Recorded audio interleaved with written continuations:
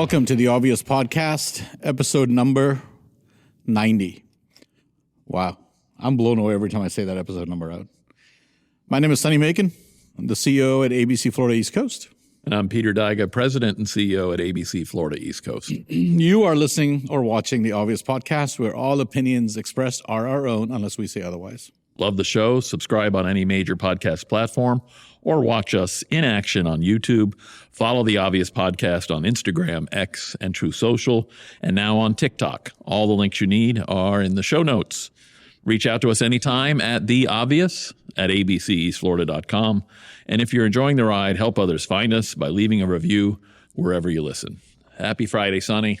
Happy Friday. And not only... Yeah, what's that? It's a long weekend. Yeah, long weekend. Happy Friday before a holiday weekend. Yep. Right. So... Do you have big plans for Memorial Day? Picnicking and pooling and beaching and all that good stuff. The official start to summer.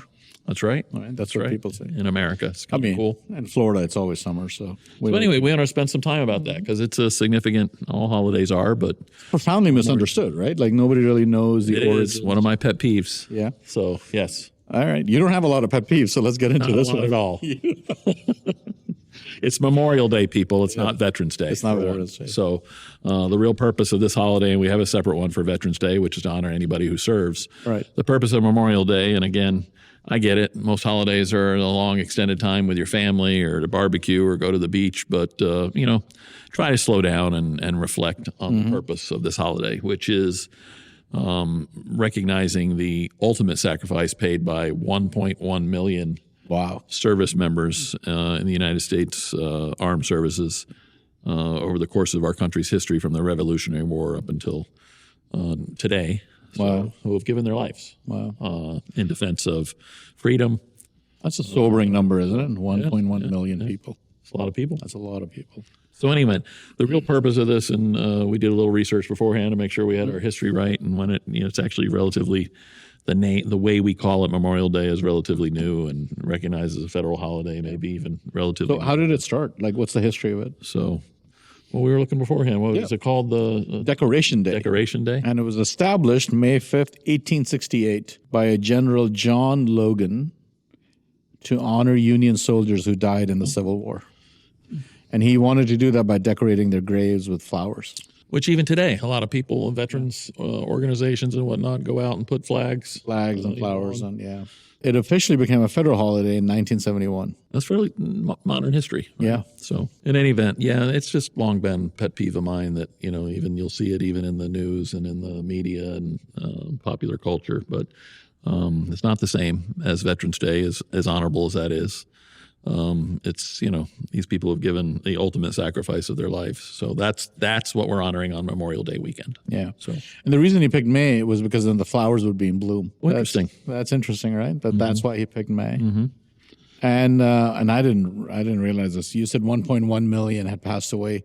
620,000 of them were in the Civil War. Oh, almost half. More than half. More than half. Yeah. We're in the Civil War alone. Wow.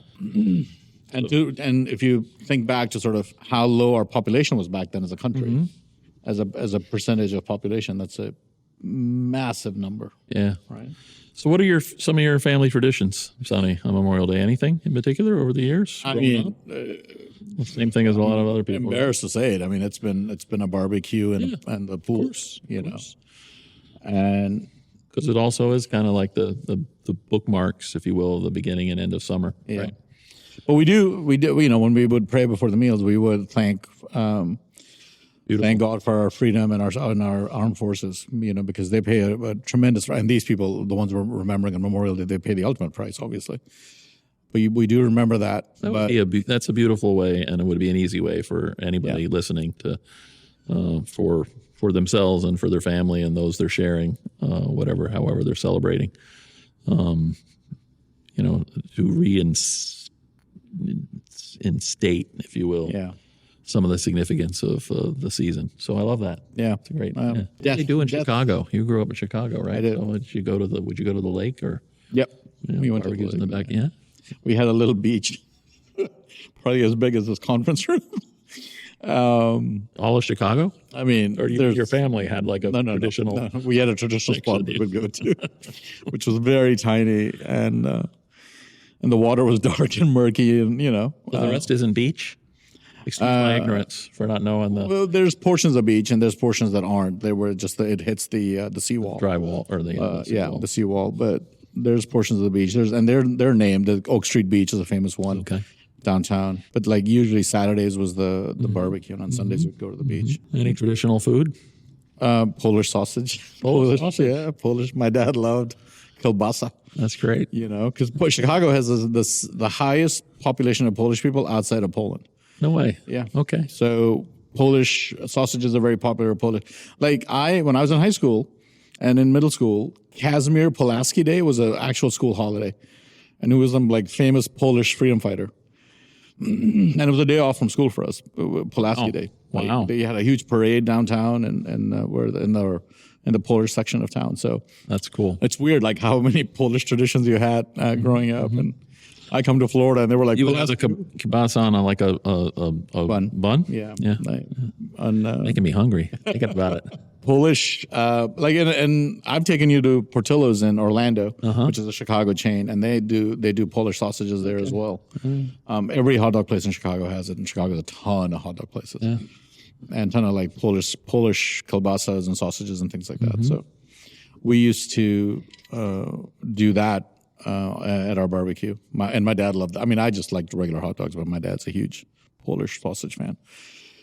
And so we would do that. We would go to the beach, and and it's just, I mean, I grew up knowing the difference between Veterans Day and Memorial Day. Like I understood that part. I'm not even sure why or who explained it to me, but I always understood the distinction.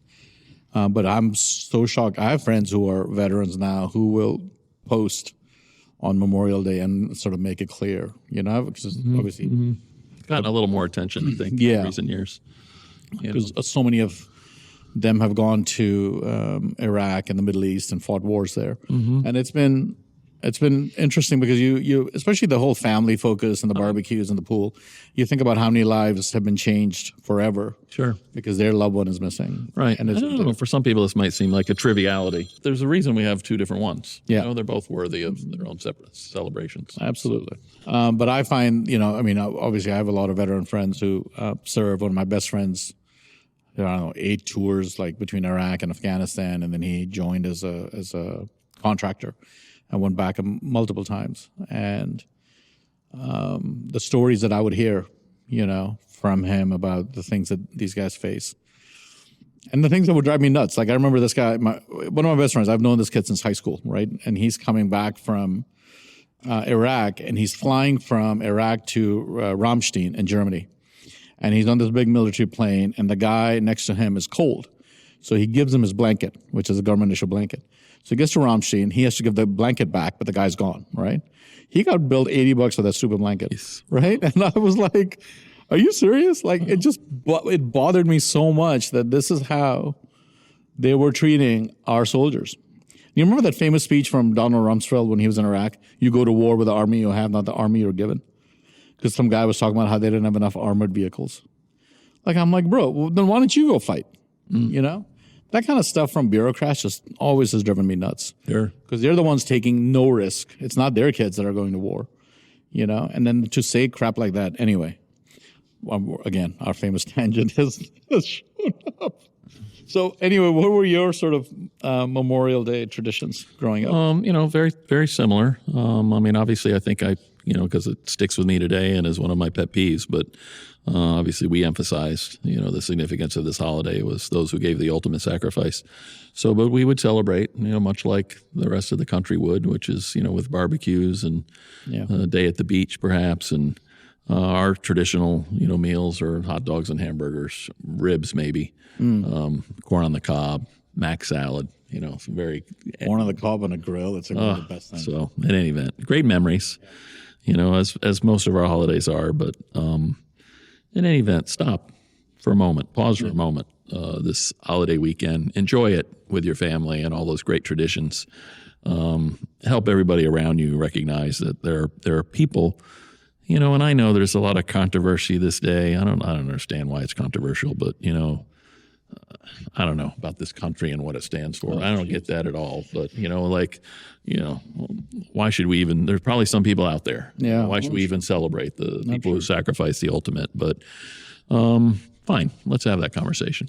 Send us an email at the obvious at abcsflorida.com, because I think the world's a better place because of the United States and who we are and the leadership even today, that we represent in the world. Yep. And it's not always convenient, or it's not always easy or popular, to actual think about, and I can think of where we're at right now today with some of the stuff that's going on around the world. You remember we did an episode? There's an awful lot of people that, again, signed up, went Voluntarily. worked voluntarily, and for the most part over the course of our history, and sacrificed everything for the person next to them, in the foxhole, or for the purpose and the greater good, if you will. And I'm still a believer in that. Do you remember we did an episode, I don't know how long ago it was, but we were talking about how,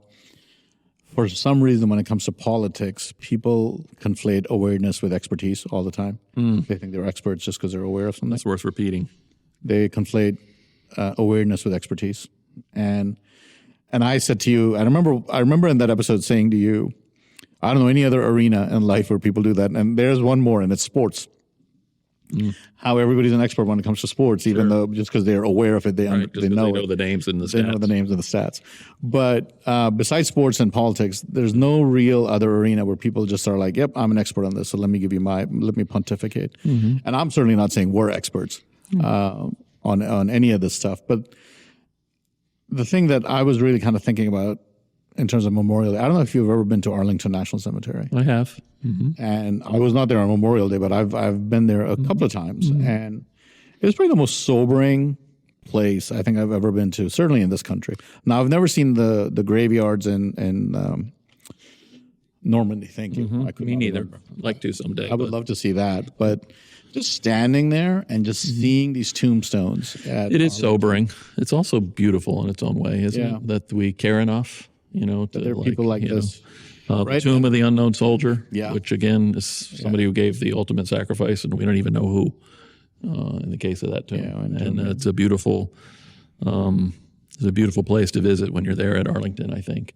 What does the Bible define as love? Do you remember? The Bible define as love? True love. Well, I'm a little more acquainted with Aquinas. Okay.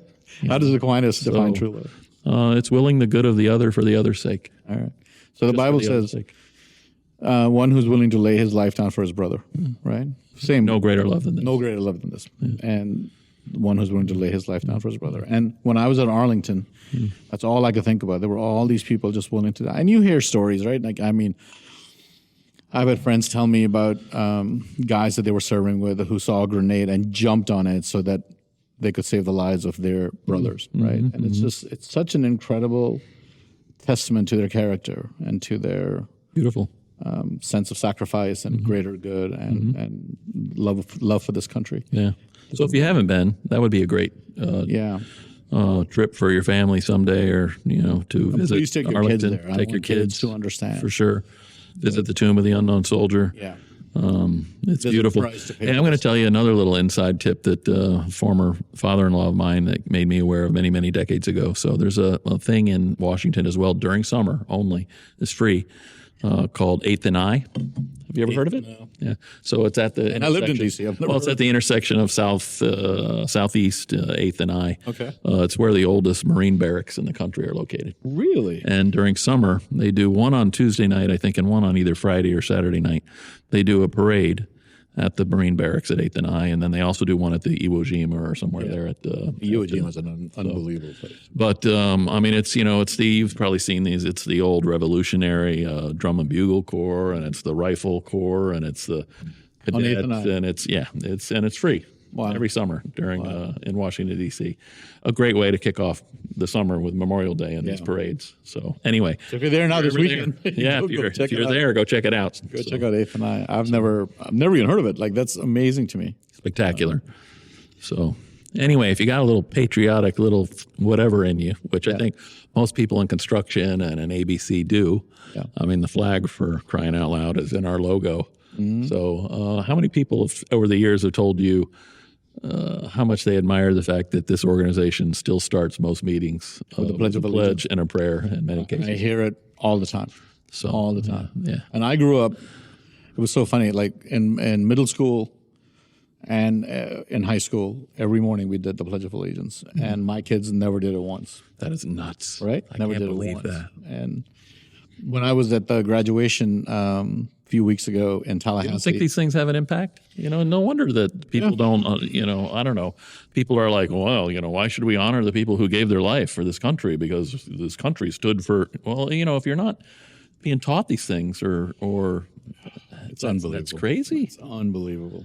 I mean, nobody has done more to raise the standard of living of how people live in this country. And given the freedoms that this country has, my parents to this day are like blown away by the freedoms. See Marco Rubio's when he was wearing the press secretary's hat, and he gave a briefing in the White House briefing room. And I didn't see the briefing. Asked him about what I forget what the exact question. Did anybody see that? Where they asked him about, maybe we can put that up as a close to this session. Okay. The question was, I think, what America stood for. Oh, wow. And he gave just a spectacular response, which I think is very fitting. Yeah. On this entrance into this holiday weekend, memorializing those that have given the ultimate sacrifice, precisely for the definition that Marco Rubio lays out as an immigrant son, to this country. And any event, I think you'll find it moving. So if we can, Mr. Producer, let's end with that response from I do want to Secretary of State. I do want to say thank you to all the military families, who have sacrificed their loved one for this country. I mean, this is official. This is not our opinion. Thanks to you. This is our opinion, but this is also the organization's opinion. We're grateful for the sacrifice, and we're grateful for what your loved one has done to And make this sure. weekend, for one small moment, we set it aside to thank you for that sacrifice. So, all right, we're going to end with Marco, but thank you for joining us, and have a wonderful weekend. and for comments, feel free to send us an email anytime at theobvious@abceastflorida.com. Happy Memorial Day. Ciao. Take care. I got to ask you, what is your hope for America at a time such as this? My hope for America? And how the do you same as always personally been. deal with that? Yeah, look, I mean, my hope for America is what it's always been. I think it's the hope I hope we all share. We want it to continue to be the place where anyone from anywhere can achieve anything, where you're not limited by the circumstances of your birth, by the color of your skin, by your ethnicity, but frankly, it's a place where you are able to overcome challenges and achieve your full potential. I think that should be the goal of every country in the world, frankly, but I think in the U.S., we're not perfect. Our history is not one of perfection, but it's still better than anybody else's history, and ours is a story of perpetual improvement. Each generation has left the next generation of Americans freer, more prosperous, safer, and that is our goal as well. But it is a unique and exceptional country, and as we come upon this 250-year anniversary, I think we have a lot to learn and be proud of in our history. It is one of perpetual and continuous improvement, where each generation has done its part to bring us closer to fulfilling the vision that the founders of this country had upon its founding. So.